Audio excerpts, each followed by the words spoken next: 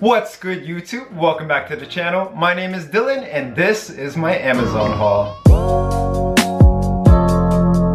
So if you've watched my last video, you know that I went a little bit crazy and got really excited for Amazon Prime Day. So I thought, why not show you a video of everything that I have purchased and what we will be using, so hopefully these videos can actually get better. First off, the item that I purchased that might not seem as interesting to you guys, but I'm super excited about it, is actually a USB flash drive.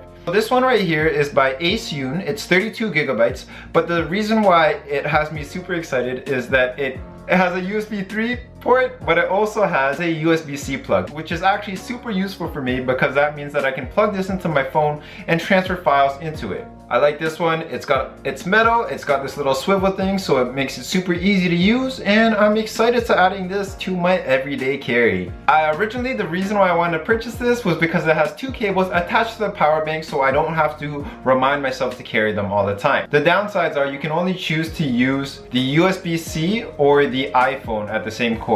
Oh my gosh, what am I trying to say? The downside is that you always have to carry the micro USB cord. The one thing that I don't like about it is that you can't use any other cord to plug into the USB port. So if these cables break, you're SOL. This has been super useful while traveling and going to the cottage. So although there are these downsides, I'm glad to have a power bank.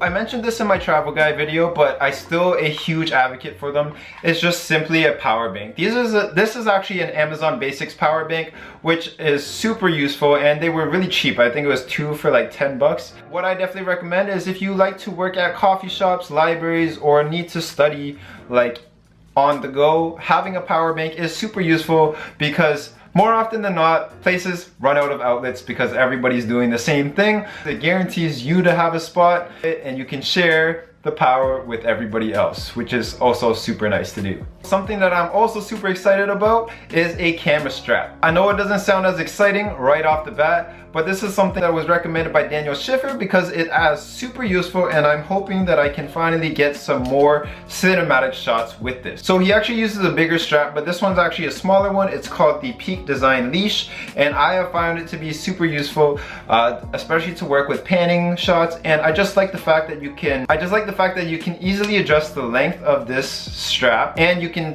switch your cameras pretty easily just by pushing it down.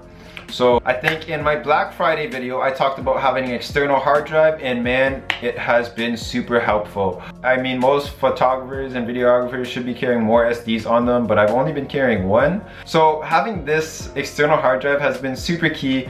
I'm still really bad at it. But I would like to move towards the habit of filming stuff on the SD card and then just directly dumping it into the external. Definitely recommend this. Is the WD Passport. It's the 4 terabyte. I like that it's so small and compact, but I really would like a RAID array because I'm scared of losing footage, and that just makes me sad and scared. But yeah, we'll just keep it going. We're almost done. I'm really excited to have this, which is the Samsung T5. It's a 500 gigabyte SSD, and I'm glad to have bought it because it can hopefully lengthen the life of Rachel's MacBook. The benefit of having an external SSD allows you to use this as something called a scratch disk. This just basically means that you don't store anything on this SSD, so you can actually be doing this with a smaller drive, maybe like 250 gigabytes.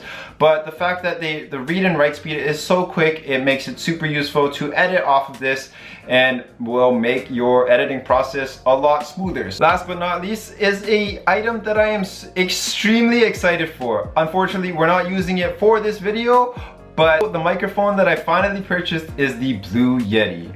I've always been in a financial bind every time this has gone on sale, and I've just been really scared to buy it because it's $100. It's a lot of money.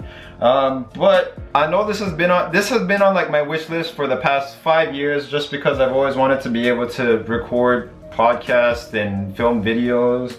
I just decided I might as well just go for it, and I'm really excited to use it.